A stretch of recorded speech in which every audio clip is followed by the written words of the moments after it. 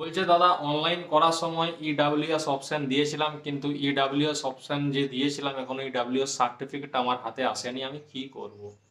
দেখো, তোমার ইডাব্লিউএস এ ওটা লেখা আছে, তোমাকে যখন লাস্ট মেডিকেলের সময় বলবে ইডাব্লিউএস সার্টিফিকেটটা দাও, তুমি দিতে পারবে না।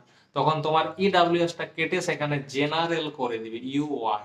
ঠিক আছে, তুমি যদি সেখানে দিতে তাহলে তোমার মেরিটটা যত ইডাব্লিউএস, আর তুমি না দেওয়ার জন্য সেটা জেনারেলে যাবে। যদি কম নাম্বার থাকে হয়তো ইডাব্লিউএস এ গেলে তুমি হয়ে যেত, কিন্তু জেনারেলে হয়ে মানে যখন যাচ্ছ তাহলে হবে না।